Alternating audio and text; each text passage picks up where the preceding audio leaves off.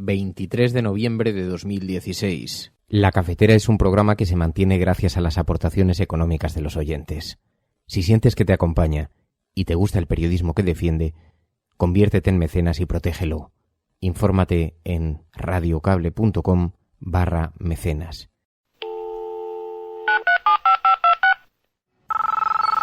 Iñaki Gabilondo. Son las 8:30 de la mañana. Las 7:30 en la Casa Museo de José Saramago, en Tías, Lanzarote. Buenos días, mundo. ¿Quieres un café?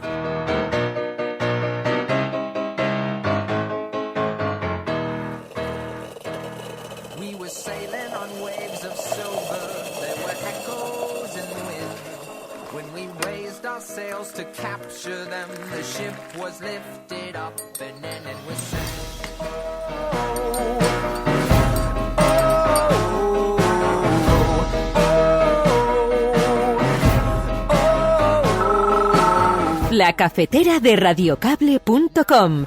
Dirige Fernando Berlín.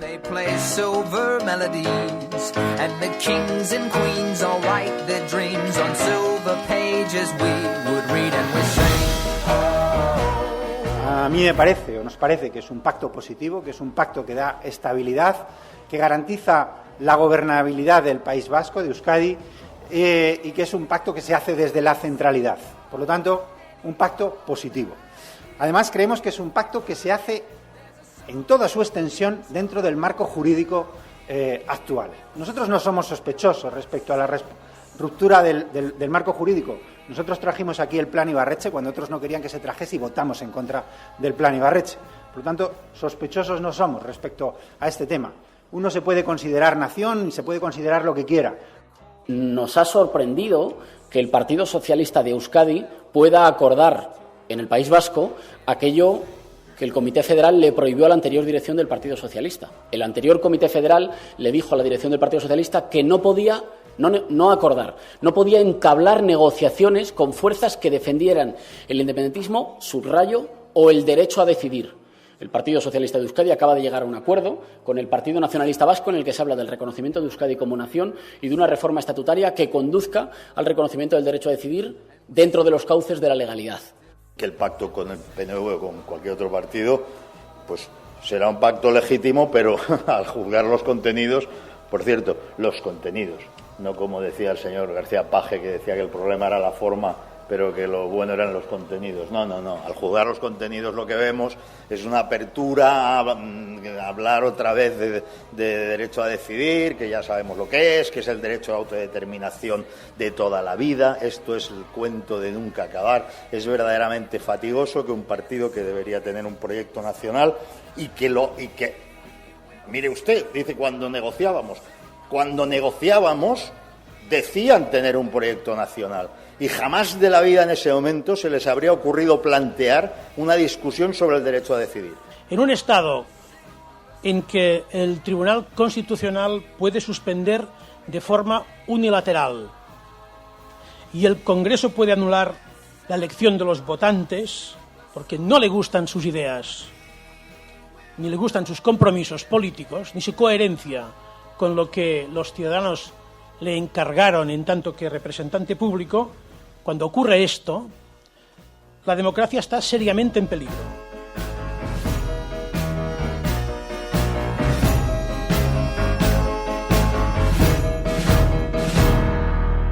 On energy, I will cancel job-killing restrictions on the production of American energy, including shale energy and clean coal, creating many millions of high-paying jobs.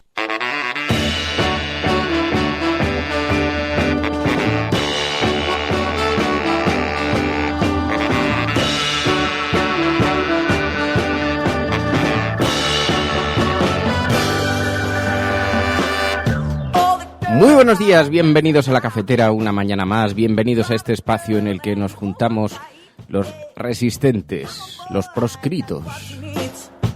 Bueno, los proscritos, las proscritas, todos aquellos que quieren huir del mundanal ruido y se juntan aquí en los límites del bosque de Sherwood para intentar ofrecer alguna explicación a este complejo, cambiante mundo que nos ha tocado vivir en este programa de radio de la generación global.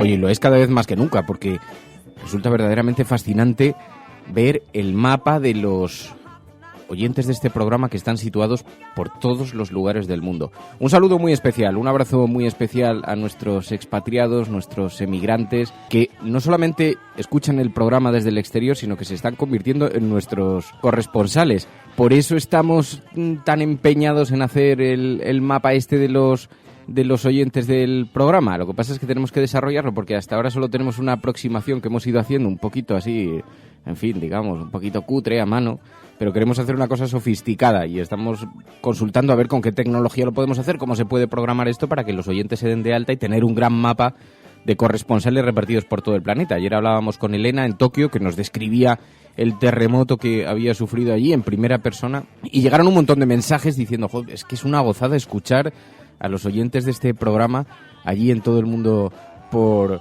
donde están repartidos por toda la Tierra, y como a muchos de ellos los tenemos en el WhatsApp, le preguntábamos también precisamente desde Manila, en Filipinas, a Bernaldo Barrena, ¿qué estaba pasando allí con Duterte? ¿Os habéis enterado? Tienen un gobernante que se está mostrando como un auténtico salvaje, y le decíamos, oye, ¿qué es esto?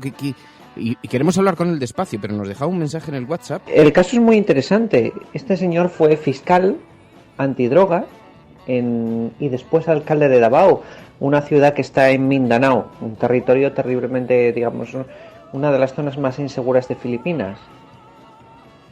Y la política de mano dura que aplicó se supone que ayudó a reducir los crímenes, aunque hay cierta discusión acerca de si esto fue así o es simplemente propaganda electoral, o una de las propagandas electorales que le encumbró a la presidencia. Los filipinos adoran a este hombre.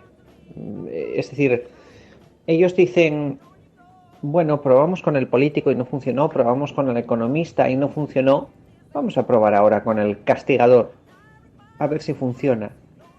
Según los filipinos, ellos necesitan mano dura. Es curiosísimo como lo dicen, ¿no? Dice, los filipinos nos saltaremos, solemos saltarnos a las reglas si no tenemos a alguien fuerte que nos obligue a cumplirlas. Es un poco al estilo de la Roma o la Grecia clásicas, ¿no? Cuando elegían un dictator que les guiara.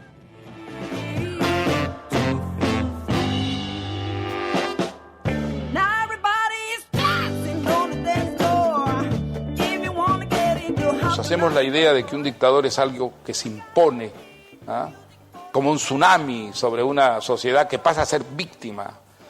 Y eso es mentira. Muchas veces las dictaduras las creamos nosotros mismos, les abrimos las puertas, renunciamos a ser ciudadanos porque preferimos ser súbditos o esclavos, ¿ah?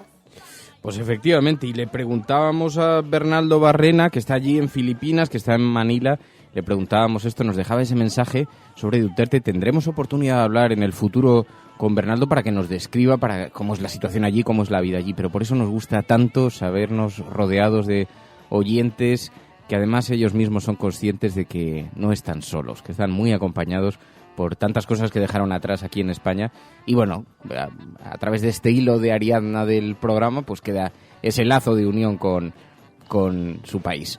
Bueno, muy buenos días a todos, bienvenidos a La Cafetera, muchas gracias por incorporaros a esta hora, hoy en un formato especial, en un programa, como sabéis, es que no me gusta llamarle enlatado, porque algunos habéis dicho, sí, es un programa enlatado, porque cuando tengo que ir a televisión a continuación, que tengo que ir ahora a Telecinco, al debate de actualidad, cuando tengo que ir a continuación tengo que grabar el programa unos minutos antes, y entonces eso hace que haya quien diga, bueno, es un café recalentado, es un café enlatado. No vayamos a desprestigiar a este espacio que, aunque en este momento no se encuentra en directo, hay que decir que más del 80% de los oyentes lo escuchan después descargándolo en podcast. Así que es verdad que, bueno, pues no hay esa interactuación en directo, pero paralelamente la conversación que se genera en las redes sociales tiene también mucha fuerza.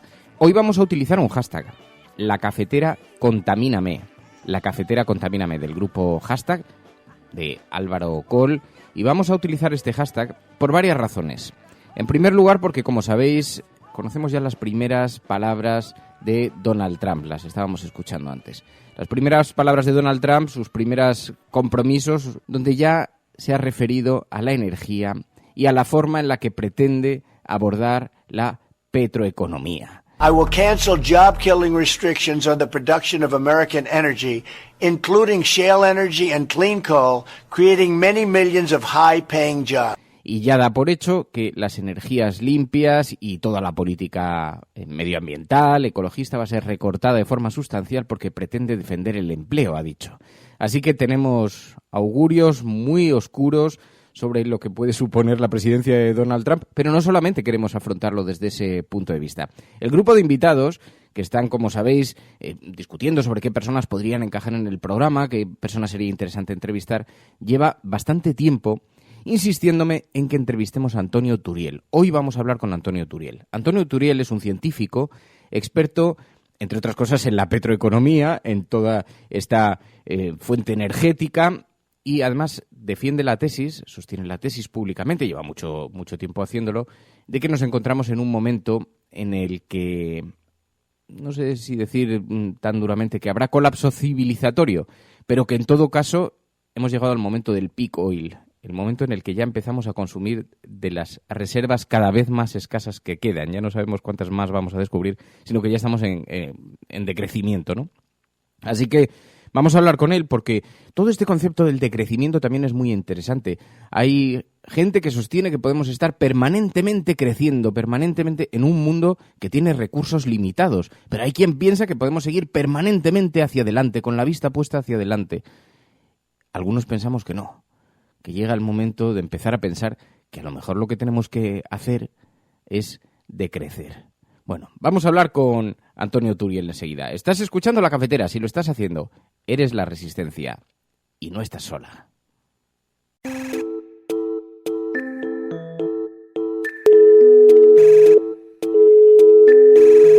Hola. Antonio. Sí. ¿Qué tal? Soy Fernando Berlín. Radiocable.com. Bueno, ahora con la llegada de Trump a la Casa Blanca nos ha colocado una nueva realidad frente a las energías y yo tenía mucho interés en hablar con Antonio Turiel, puesto que los oyentes nos han insistido mucho en acercarnos a él. Antonio Turiel, muy buenos días. Buenos días. Bueno, tú haces un seguimiento muy preciso de las noticias sobre la petroeconomía, sobre la economía también energética y adviertes sobre la carestía que viene, adviertes sobre un concepto sobre el que me gustaría preguntarte, el peak oil. ¿Esto qué significa? Bueno, el peak oil es el momento en el que la producción de petróleo o de líquidos parecidos a petróleo llega a su máximo y después empieza a decrecer sin que se pueda hacer nada para evitarlo, porque lo que queda cuesta mucho de extraer, cada vez va quedando menos, de peor calidad, y va decreciendo y cada vez tenemos que pasar con menos cada año. No es que se agote de un día para otro, pero sí que nos van reduciendo el sueldo petrolífero cada año que pasa, y es el punto en el que nos encontramos ahora, justamente. Te iba a preguntar, ¿en qué situación nos encontramos? Había quien decía, habrá colapso civilizatorio, estamos comenzando la bajada inicial de la montaña rusa, no hay frenos, ¿es así? ¿Se puede decir que es así? Yo no soy tan determinista, yo no creo que nada sea inevitable ni que esté escrito en piedra, yo creo que depende evidentemente de las acciones que se tomen y que implica hacer grandes cambios y grandes transformaciones sociales, eso es seguro. No implica un colapso necesariamente, no si no queremos que lo implique, pero como digo sí que implica hacer cambios muy profundos porque tenemos una grandísima dependencia del petróleo y atención, no solo el petróleo el que entra ya en esta recta de descenso, sino que parece que el carbón también lo está haciendo y ya estamos hablando de las energías que representan 2/3 partes de todo lo que se consume en la Tierra. Y no falta mucho para que haga el gas lo mismo, el uranio parece que también estaría empezando, con lo cual el problema es bastante significativo. Pero tenemos tiempo para irnos adaptando si nos ponemos desde ya a hacerlo. Hace una semana nos despertamos con una noticia muy anunciada en todos los grandes medios de comunicación mundiales. Estados Unidos descubría en Texas el mayor yacimiento de petróleo del país. ¿Es un espejismo esto? Bueno, es una noticia falsa, de hecho. No lo han descubierto porque el yacimiento está en cuestión, lleva muchísimo tiempo identificado. Lo que hay es una evaluación de lo que se llama las reservas probables, lo que es técnicamente extraíble, que simplemente es una reevaluación de lo que ya existía y se conocía. Y en realidad todo ese petróleo no es extraíble a los precios actuales porque, según algunas estimaciones, perderían alrededor de 20.000 millones de dólares si lo intentasen extraer. Es una tontería, es una cosa de estas que se dicen para tranquilizar a la gente, pero como digo, ni es un recurso nuevo ni realmente es explotable. ¿Y has visto el anuncio de Trump? Porque, bueno, su política energética ya nos ha sorprendido durante la campaña, pero en las últimas horas ha afirmado que va a cancelar restricciones, decía, destructivas para el empleo, y ahí metía el shale gas, el carbón limpio. Decía que esto crearía muchos millones de puestos de trabajo bien pagados. ¿Has visto este anuncio? Sí que lo he visto y más o menos sé cuál es la política energética que pretende seguir Trump. En el fondo es apostar más por las energías fósiles, particularmente pues por algunas más destructivas y contaminantes como es el carbón, el shale gas, el petróleo de fracking, etcétera, etcétera. Tiene sentido en una fase de descenso energético, es decir, Trump lo que dice es vamos a centrar nuestros recursos, aunque sean, digamos, muy caros, muy destructivos, muy contaminantes, para intentar mantener la economía de los Estados Unidos tanto tiempo arriba como se pueda. Y parece que es la vía por la que está votando. ¿Y se sostiene?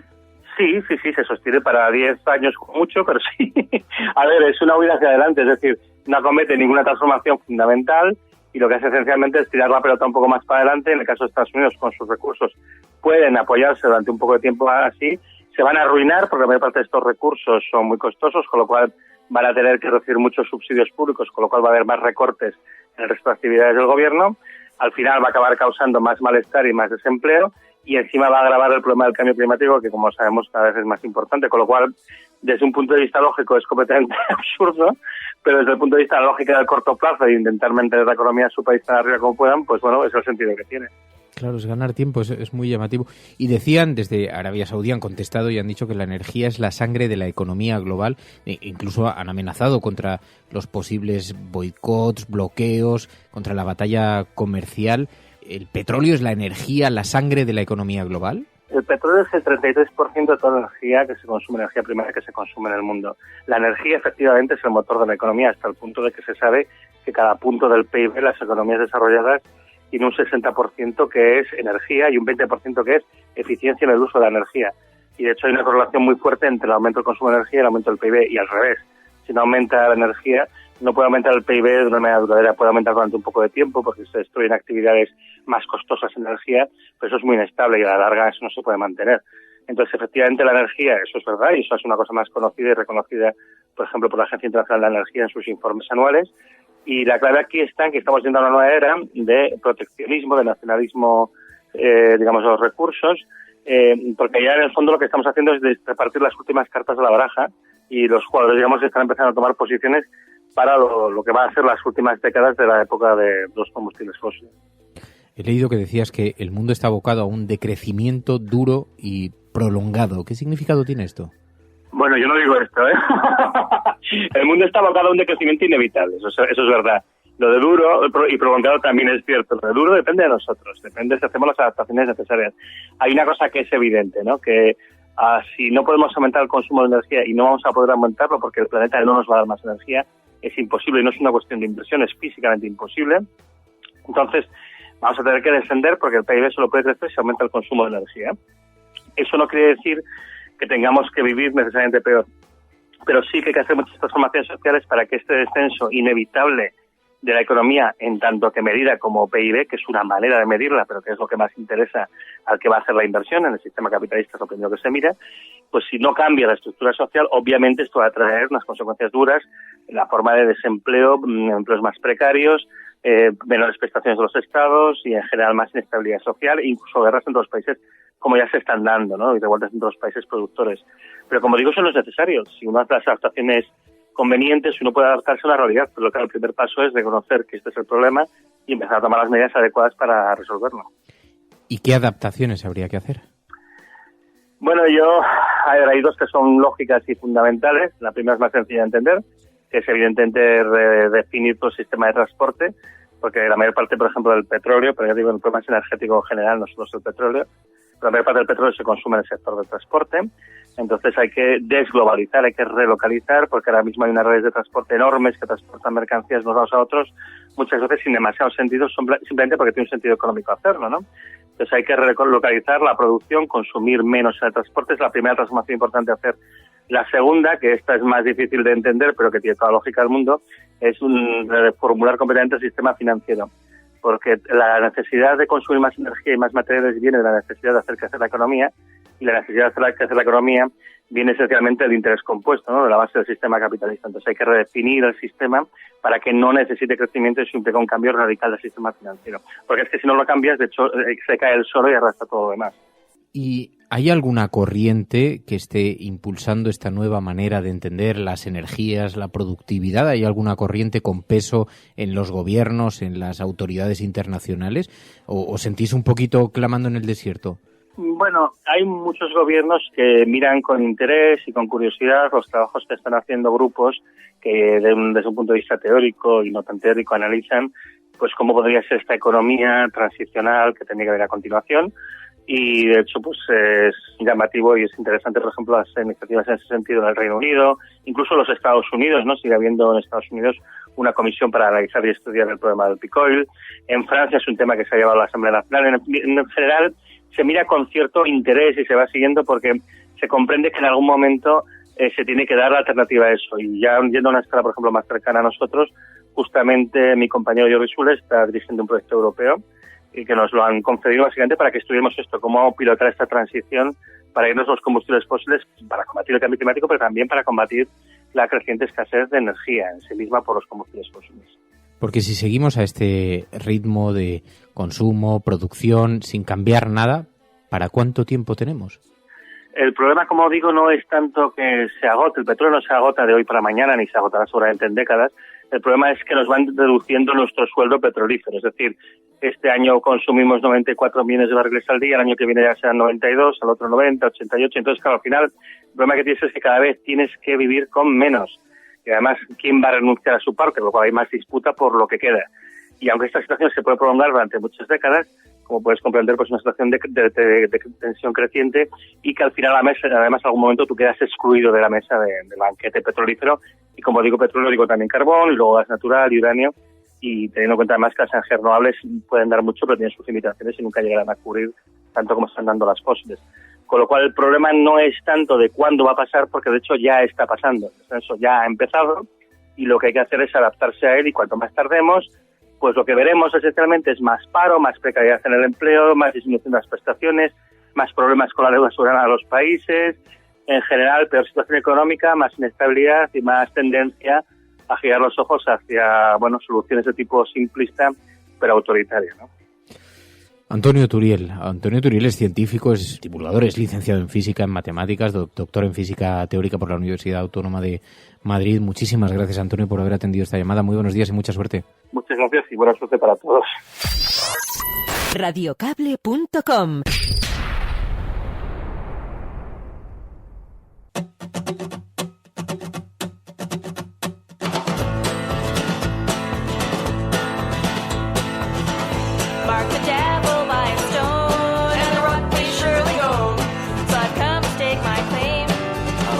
El modelo de desarrollo y de consumo es el actual de las sociedades ricas. Me hago esta pregunta: ¿qué le pasaría a este planeta si los hindúes tuvieran la misma proporción de autos por familia que tienen los alemanes? Bueno, no esperéis que hoy se hable de esto en las portadas de los periódicos, porque sí que nos encontramos otros asuntos relacionados con Donald Trump, porque como digo, ayer hizo público las primeras iniciativas que pretende tomar al frente de la Casa Blanca, y dice el periódico El País: Trump recrudece su enfrentamiento con los medios de comunicación.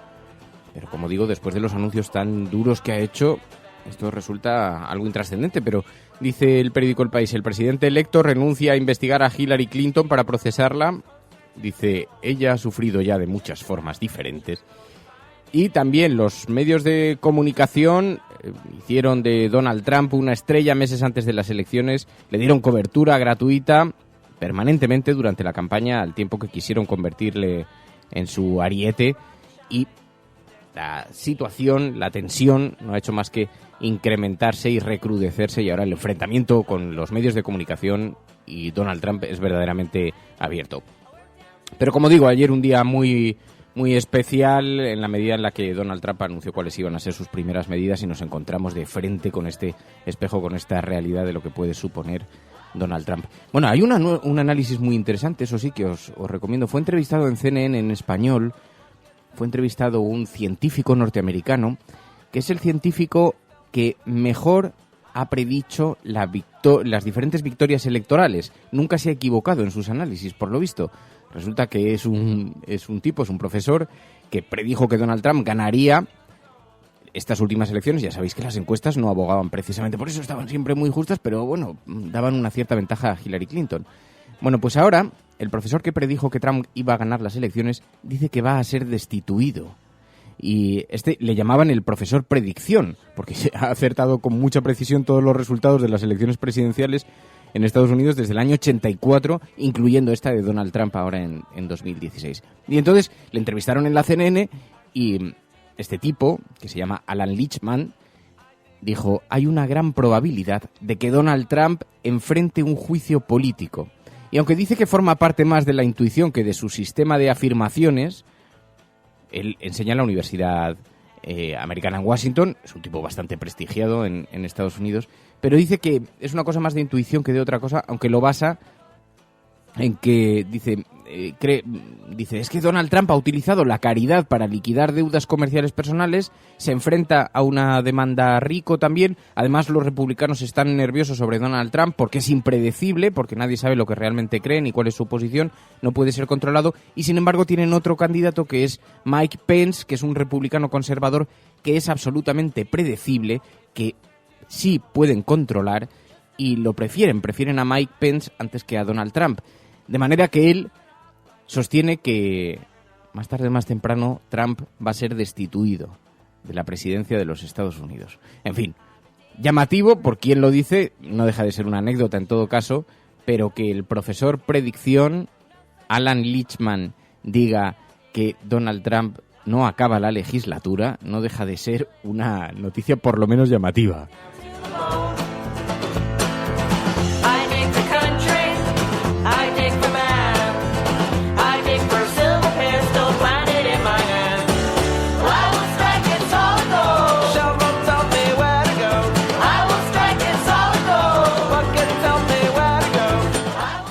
Bueno, la cafetera contamíname, ya sabéis que es el hashtag que vamos a utilizar hoy a lo largo del día para generar esta conversación en la red, para poder debatir en la red. Es un hashtag del grupo hashtag de Álvaro Coll y a través del cual podéis participar en esta gran conversación que yo mismo estaré participando paralelamente en este momento mientras escuchas el programa. Bueno, escuchas la cafetera y si lo estás haciendo, eres la resistencia, no estás sola. Vamos a ver las portadas de los periódicos.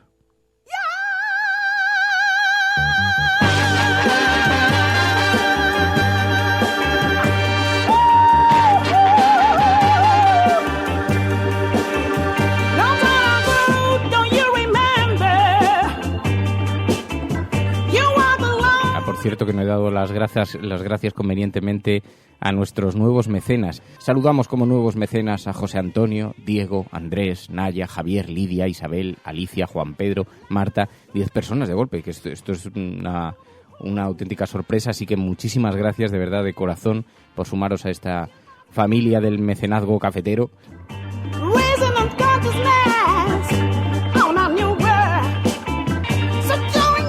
Os decía, las portadas de los periódicos. En esta mañana hoy nos encontramos con la mirada puesta en Susana Díaz, desde diferentes ópticas, perspectivas, pero vemos que el periódico El País inicia su apoyo a la candidata del Partido Socialista porque publica una foto muy presidencialista. Susana Díaz rodeada de fotógrafos, cámaras de televisión, tomando declaraciones, ayer rodeada por los periodistas a la llegada a un hotel en Sevilla. Susana Díaz avanza hacia su candidatura por el liderazgo del Partido Socialista Obrero Español.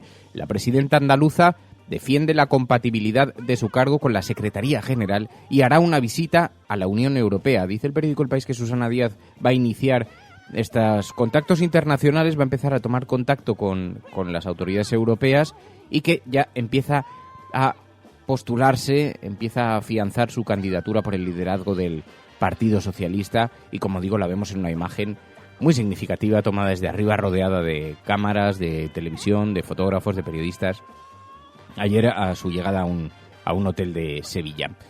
Esta es la portada del periódico El País. En la portada del periódico El Mundo, sin embargo, dice El Mundo, acusan a un miembro de la ejecutiva de Díaz por cobrar de Mercasevilla. La juez pide al Tribunal Superior de Justicia de Andalucía que investigue a Carmelo Gómez por prevaricación, malversación y falsedad. Claro, cuando empiezan a recibirse acusaciones sobre los miembros del equipo de alguien, es verdad que ya está siendo señalado en su carrera política, ¿no? Ahora ya empieza lo serio, y eso que Susana Díaz viene de la presidencia de Andalucía, que no creo que nada le sorprenda, ¿no? Pero, en fin, dice el periódico El Mundo también, en su portada, Rajoy gira a la izquierda para reformar las pensiones. El presidente acepta subir las cotizaciones a los salarios altos, como piden PSOE y Podemos, y los presupuestos asumirán el coste de las pensiones de viudedad y orfandad.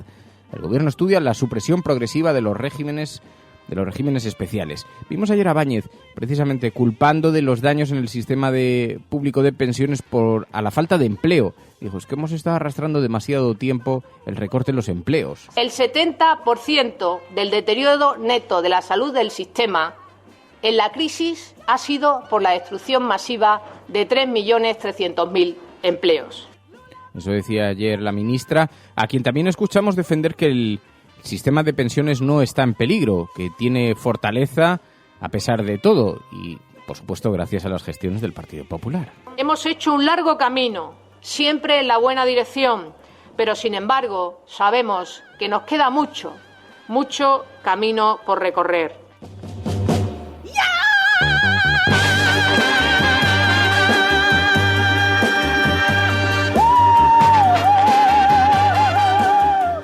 A ver si algún día tenemos la oportunidad de afrontar con una cierta profundidad el asunto de las pensiones, porque es evidente que provoca una gran inquietud, aunque mucho me temo que mi generación ya da por perdidas totalmente las esperanzas de cobrar algún día algún tipo de pensión. Dice el periódico El Mundo también, Estados Unidos deja vía libre a China tras abandonar el Tratado Transpacífico.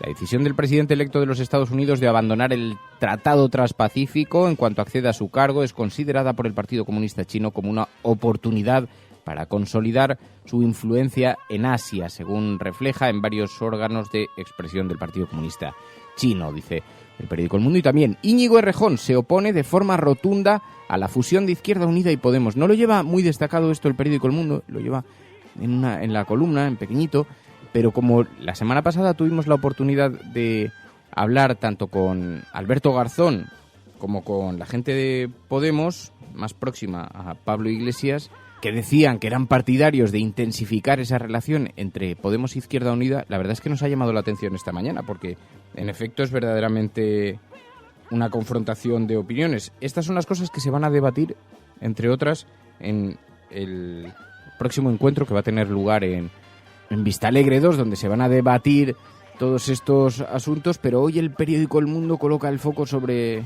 esa distancia de planteamientos. Íñigo Errejón oponiéndose de forma rotunda, dice, a la fusión de Izquierda Unida y Podemos, y entre comillas la palabra rotundamente. También el periódico La Razón, los presupuestos generales del Estado de 2017 aportarán a las pensiones 2.100 millones. El Gobierno ahorrará a la Seguridad Social las tarifas planas y reducciones por contratación. Montoro rectifica a Ciudadanos y reducirá al menos 5.000 millones del techo de gasto. Y Rajoy hace un guiño al PSOE y a Podemos y ofrece eliminar el tope máximo de las cotizaciones, dice el periódico La Razón en su portada. Y en la foto de portada...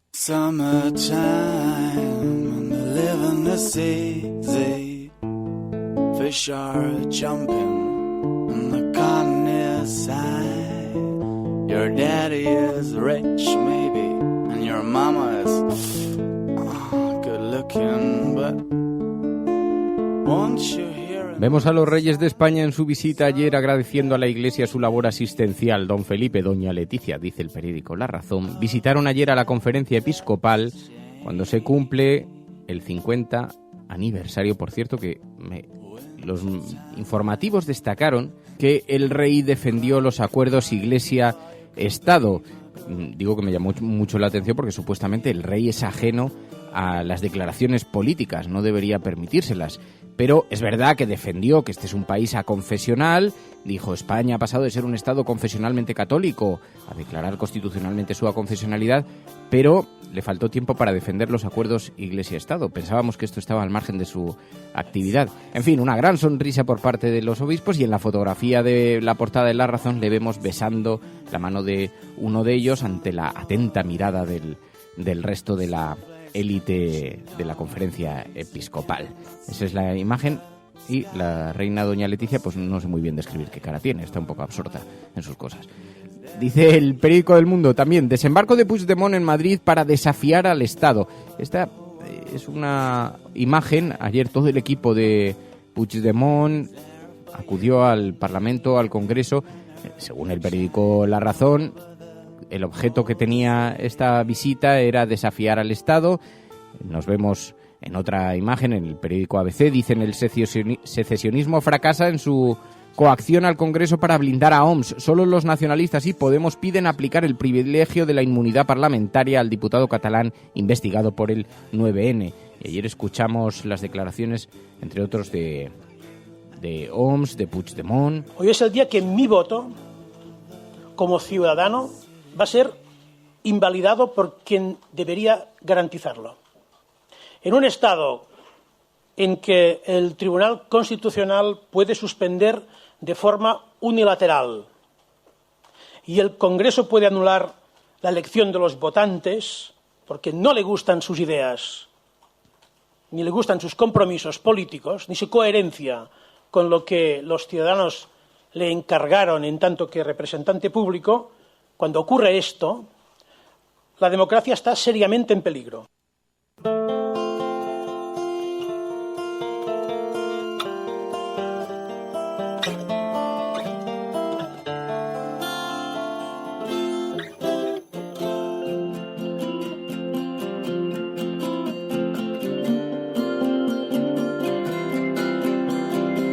La democracia está seriamente en peligro, advirtió Puigdemont, y bueno, nos encontramos con que las tensiones con Cataluña, lejos de decrecer, siguen intensificándose.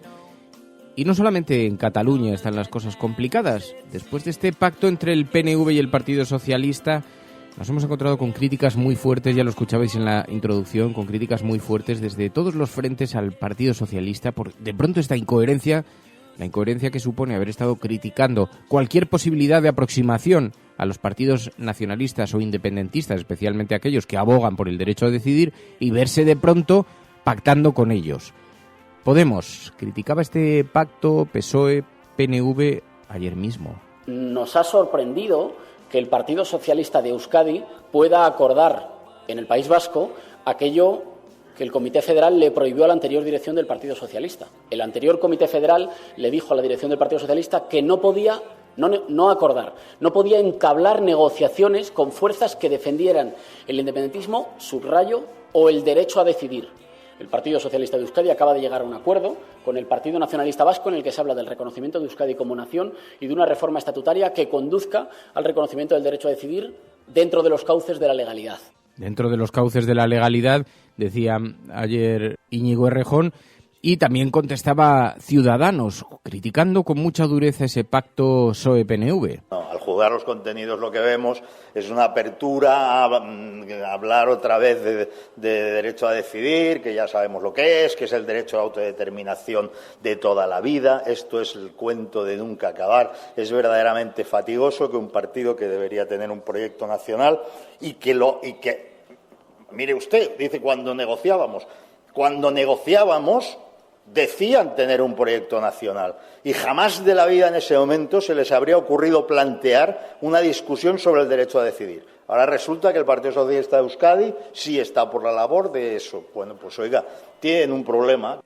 Y mientras tanto, Antonio Hernando ayer tratando de defender en el Congreso de los Diputados una cosa y la contraria. Desde luego más vale que le deis después una embajada a este hombre, porque lo de soplar y sorber, tener que defender una cosa y la contraria en la misma frase, y ver al pobre Antonio Hernando, ya pobre porque es que, sabéis que yo he sido y soy muy crítico con Hernando, pero verle haciendo estos equilibrios resulta verdaderamente peripatético. A mí me parece, o nos parece, que es un pacto positivo, que es un pacto que da estabilidad, que garantiza la gobernabilidad del País Vasco, de Euskadi, y que es un pacto que se hace desde la centralidad. Por lo tanto, un pacto positivo. Además, creemos que es un pacto que se hace en toda su extensión dentro del marco jurídico actual. Nosotros no somos sospechosos respecto a la ruptura del marco jurídico. Nosotros trajimos aquí el Plan Ibarretxe cuando otros no querían que se trajese y votamos en contra del Plan Ibarretxe. Por lo tanto, sospechosos no somos respecto a este tema. Uno se puede considerar nación y se puede considerar lo que quiera. Sí, digo que es peripatético, que es extravagante, porque resulta verdaderamente llamativo ver a ese PSOE que tanto se opuso a cualquier aproximación a partidos independentistas, que de hecho fue una de las excusas que argumentaban en público y en privado para justificar la caída de Pedro Sánchez, ¿no? Y verles ahora haciendo estos equilibrios para poder defender el pacto con el PNV es verdaderamente llamativo. En fin, bueno, esto es lo que dan de sí las portadas de los periódicos hoy, pero también, además, los propios oyentes quieren que coloquemos el foco en otros asuntos. Hola, Fernández familia de la cafetera. Me gustaría que no olvidásemos ni un segundo a las personas que se encuentran hacinadas y encerradas en los campos de refugiados de Grecia, y por eso va este mensaje. Ya que ahora que llega el frío y que muchas llevan allí más de 8 meses, necesitan nuestra ayuda y apoyo. Por eso, desde Zaragoza saldremos 3 voluntarios activistas independientes a principios de diciembre para trabajar en 2 proyectos con la colaboración de Asociación Amigos de Ritxona. Estamos recaudando fondos para estos proyectos. Uno es el almuerzo escolar para niños y otro la construcción de un espacio comunitario. Este domingo hemos organizado aquí en Zaragoza una jornada solidaria en la ciclería. Y, por supuesto, esto se ha podido hacer gracias a la colaboración de la ciclería, del Bloco Batacada Revelasón, de las Bielas Salvajes, de la Asociación Ayuda a Refugiados 19 de octubre y con la organización de Asociación Amigos de Ritxona. I need a loan sometimes and I know that I'll meet you half there. And if I raise my mind I'll fix de Resistencia. Oye, la Fátima Báñez esta de la que ponías el audio hablando de no sé qué, de libertad y demás tarandajas, es la misma cuyo partido publica hoy público, valga la redundancia, que van a prohibir los memes, ¿verdad? Solo por curiosidad.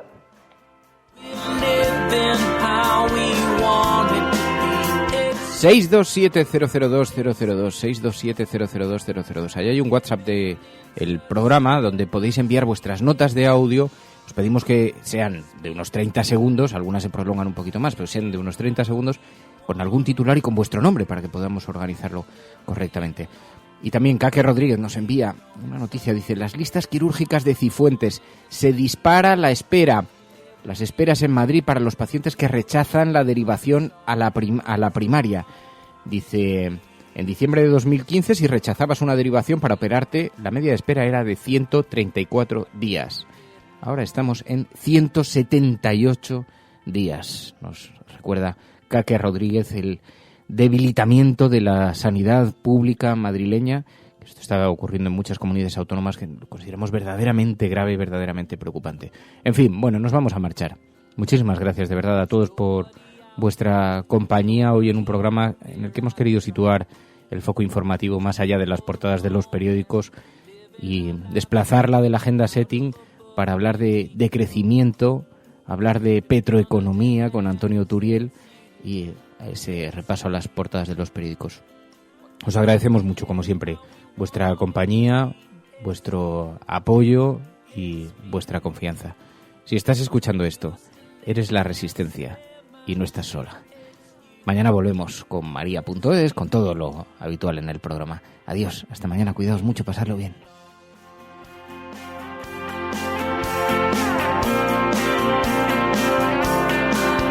La Cafetera es un programa que se mantiene gracias a las aportaciones económicas de los oyentes.